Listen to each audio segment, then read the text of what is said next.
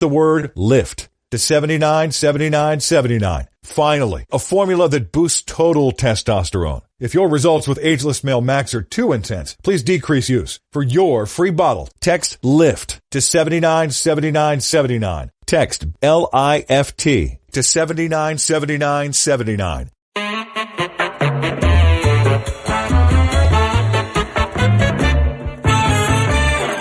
Welcome, as always, to what are always highly questionable proceedings. This is Izzy Gutierrez. What do you like on the show today? I am super intrigued on how we do World Cup around here. How do we do it around here? Dale, Papi.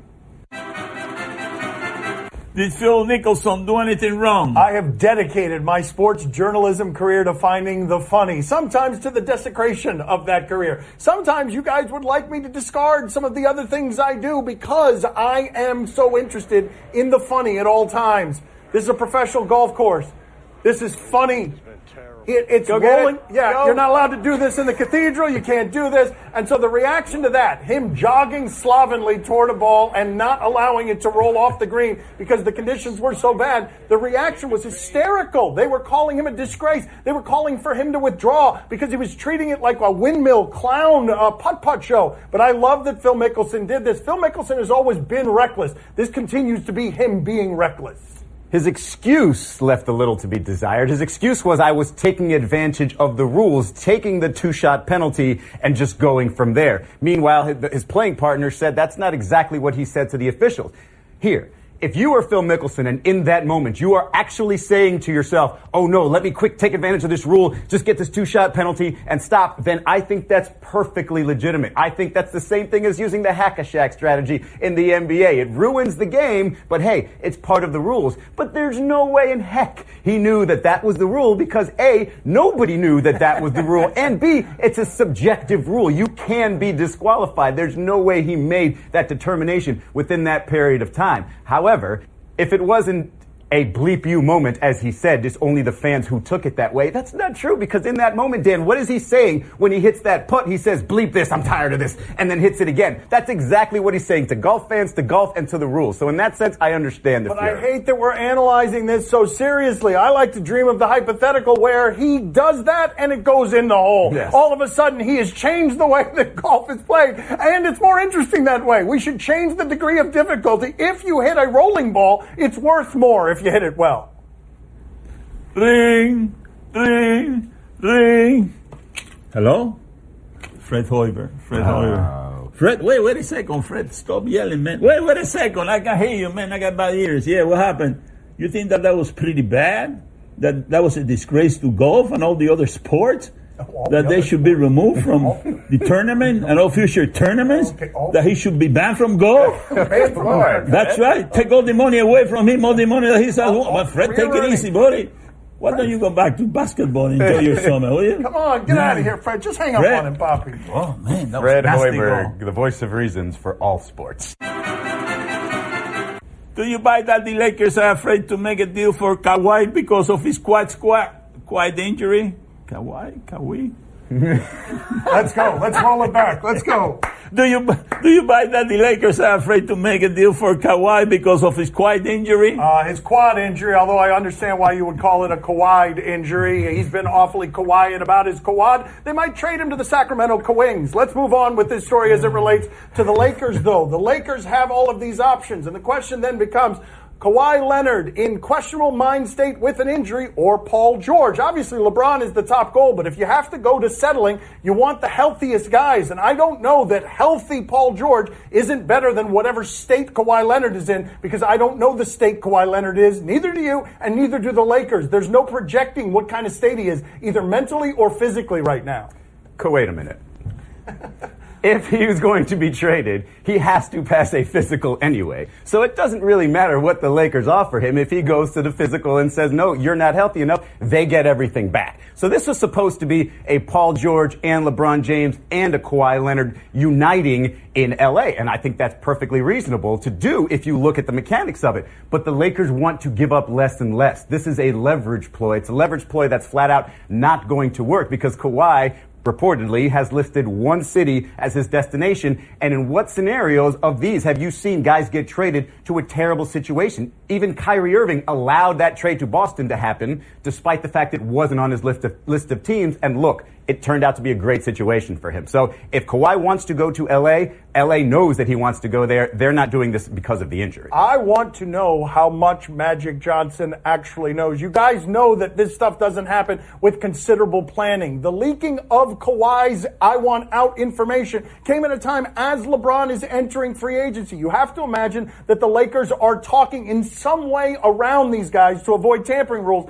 and that Magic Johnson might think to himself, not only can I get everything I want, maybe I can get it cheap too. There were people who were telling you that Kawhi was fine toward the end of last season. There are people who you'll still hear right now saying he's absolutely fine. He looks great. This is just what you have to do if you're the Lakers, just like that whole season was what Kawhi had to do to work his way out of San Antonio. Kawhi, you know what is very good for your injury? What's that, Papi? Guaranteed to eliminate your injury. What's that? The sunshine. Oh, sunshine. 24/7. They don't have any of that in Los Angeles. 12 months Wait a a minute. year. Wait a minute. Oh, 12 months a year. That's right. Stick your leg right there on the ocean, bro. You sit there like a fish bomb. LA has one of those too, by the way. They have an ocean as well. I'm telling you. Okay, my father I'm telling you, this is life for you.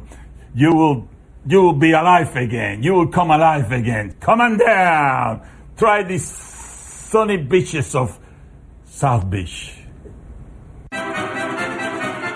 Is Shaq right that LeBron should stop chasing rings? I love this story for a lot of reasons, not the least of which, the last time you didn't see LeBron James in the finals, Shaq was his teammate, chasing rings at the very end, because that's all Shaq was doing at the very end. But if you think of this from LeBron's vantage point, if indeed you think Golden State is insurmountable, then you might go to the place that gives you the most power for your friends to empower your friends, the most power for your friends who will play on the team that you will enjoy the last part of your career, and you can get to the finals every year because you're LeBron James anyway. If the result is you could do that in Cleveland or lose to Golden State, or you could do it with all your loved ones in the optimum situation, then you should go for the route that makes you happiest away from basketball. Yeah, I don't even see this as LeBron ring chasing, because wherever he goes, the idea of a ring goes with him. So he's just going to the place where he's going to have the most fun, where he's going to enjoy himself the most, and where he can build his own championship team, not do the thing that Kevin Durant did, which was step into a championship ready thing.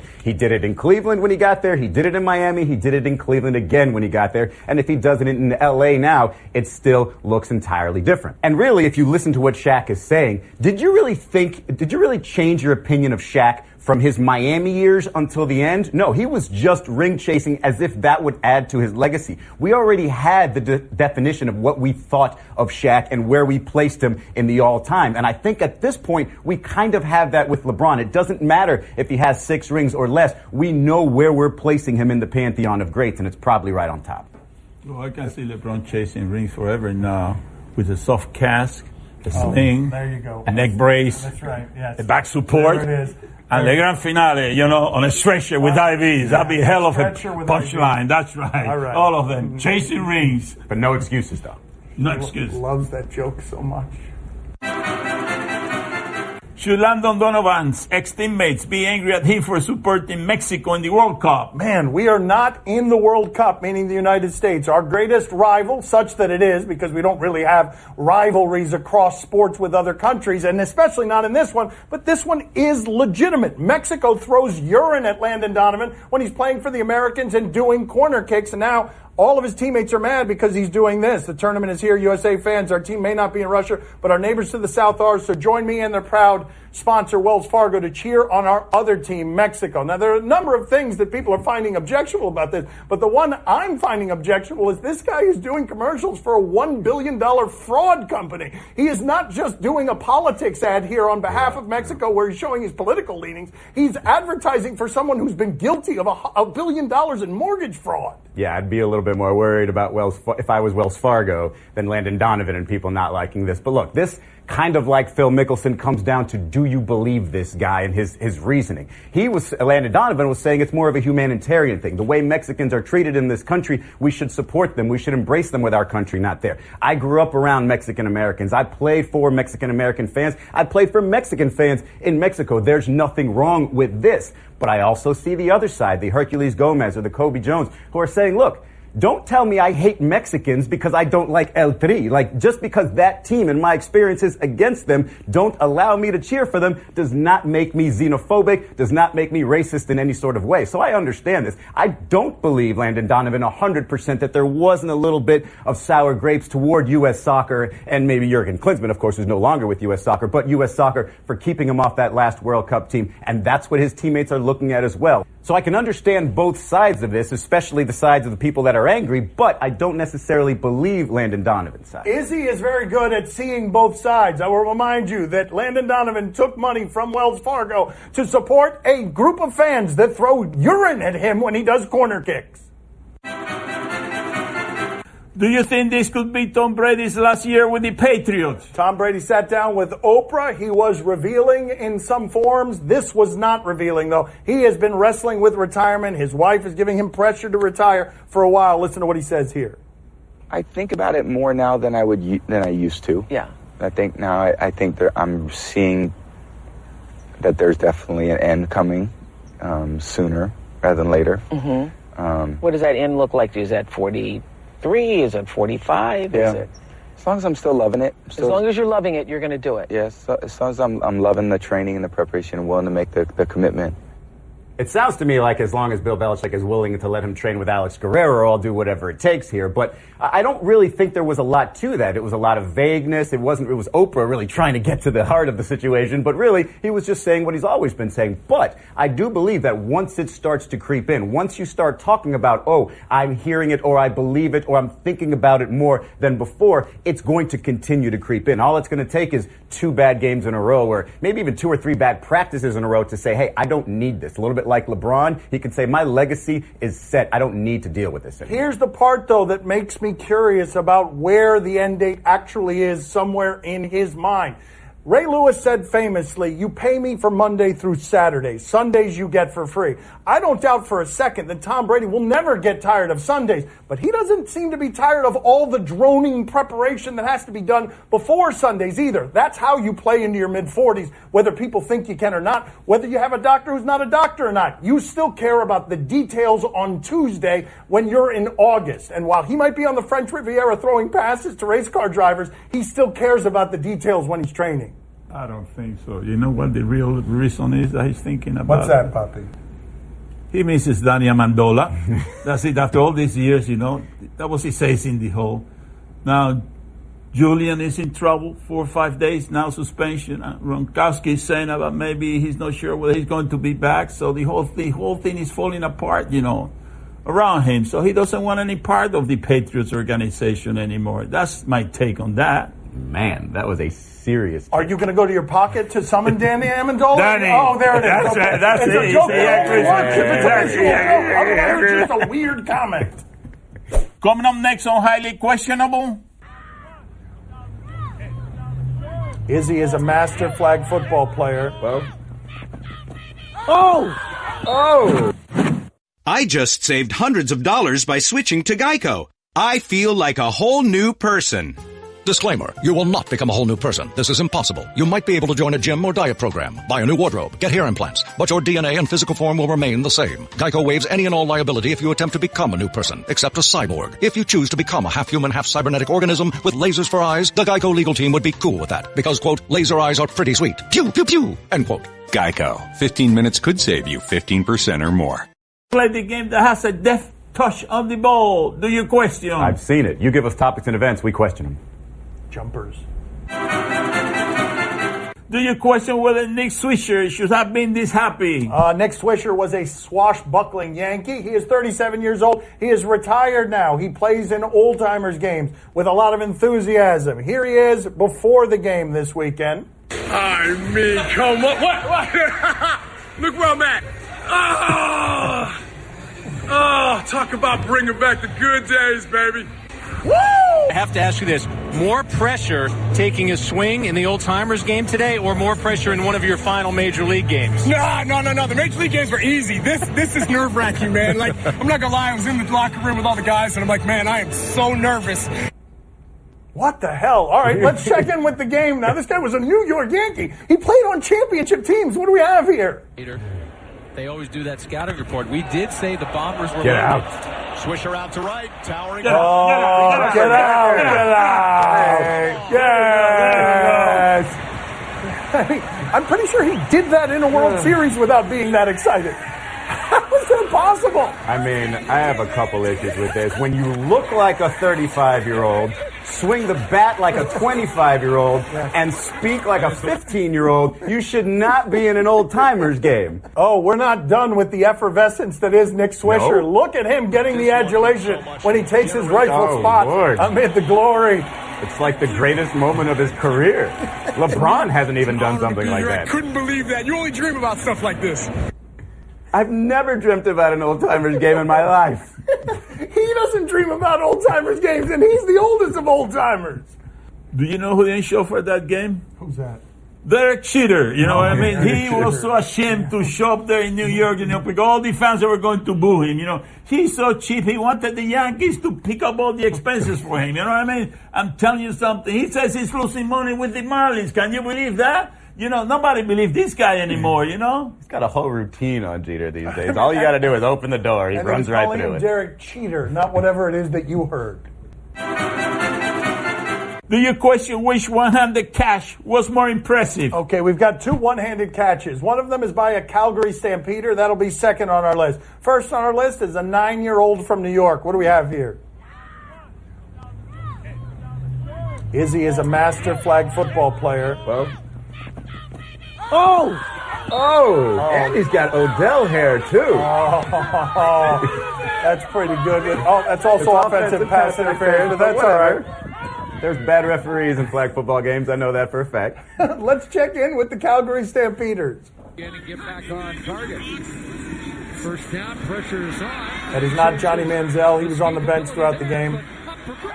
Okay. I got to go with the 9-year-old. I like that one. I'm going with the 9-year-old because if that happened in the NFL, he'd be out of bounds.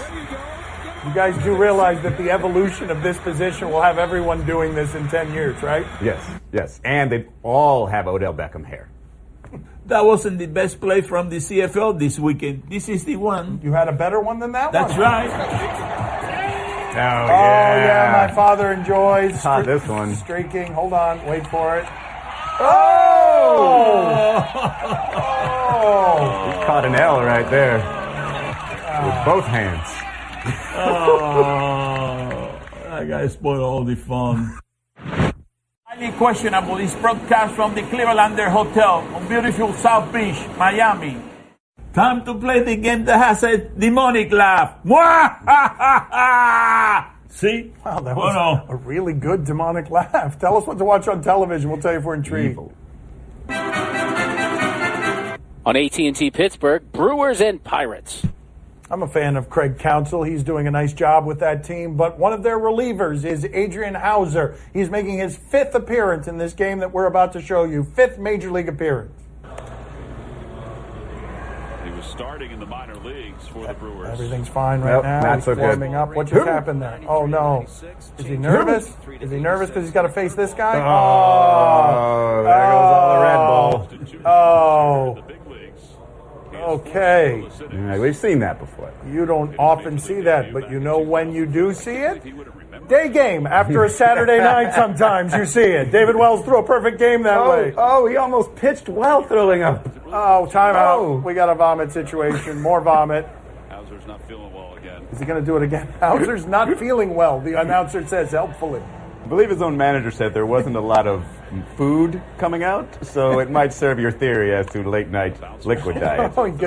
All right. That's it. Yeah, ground out right through the vomit. That bounced in the vomit. Third baseman throws the vomit to first base. Izzy, are you intrigued? Well, no. First, I need to call you out. You just said you wanted to watch a Major League Baseball game because you like the manager, as if you're going to watch him manage. It's so much fun. But really, the thing I don't believe in here, I thought this was a great story. I thought it was heartwarming. Guy, first Major League call-up, vomits all over the field. Ha, ha, ha, really cool. Nope, it was his 5th time being in a Major League game. So I'm going to go ahead and theorize that he was drinking, even though he says he wasn't. I have a hard time believing that. Okay, he's not sure, but he's not being reckless with that. Papi, are you intrigued? Oh, see, I'm very intrigued. But listen, that was nothing. Compared to this, that was nothing. We got more vomiting. That's right. Look at that. I mean, he's right. I mean, this is almost expected, though.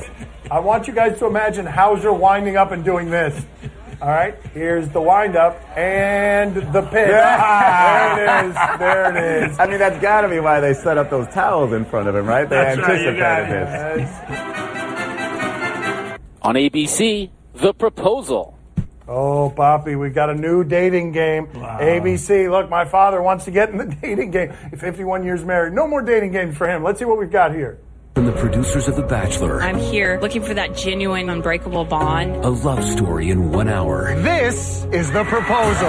Oh! Monday. I need somebody that's Mr. Rogers and Christian Grey. A chance at love means taking a chance. Will you marry me? Will you marry me? Will you marry me? I want to live my life with you! Your soulmate could be just around the corner. The Proposal. Jesse Palmer, somehow the only man wearing a shirt in that entire video. Also, I didn't see it was from the producers of The Bachelor. Izzy, are you intrigued? I'm so torn because I do not believe in 1 hour love stories, but I also must watch any show hosted by former Gator greats. So I feel like I'm on a yes on this one. Is that a Gator great? Easy. Gator, okay. Easy. Bobby, are you intrigued? Oh, see, I'm very intrigued. But let me get this straight. These people, they meet, and within an hour they propose? Yeah. And you haven't been able to do that in 51 years? Yeah, well, I'm 49. I'm not 51, but I don't know if I'll be able to do it before I'm 51 maybe go to the All show. right, maybe they've got a medicine, an elixir of some sort. Crying out loud. That'll make me want to propose in an hour. You know what I mean? All right, make That's a big in an hour. You know, I've been waiting all my life, but now Okay, tonight you it's going to mentioned be that night. already. I'm going to make a decision. What? That's all the time we have for today. Thank you for watching. Thankfully, it's all the time we have for today. Thanks for watching. I do. Ring, ring. Hello? Tim. Oh, Tim Tebow. Of course. What? You said that Jesse Palmer was not the Florida great? That you were really a Florida great? He was a Florida great. And we should be hosting this show? He's right about that. That you take your shirt off too? Florida great. That's right. Well, I'll pass it word around. That's right. And you do it cheaper too? Yeah. Boy, that's a hell of a deal. Cheaper too. Watch your back, Jesse. He's coming for you.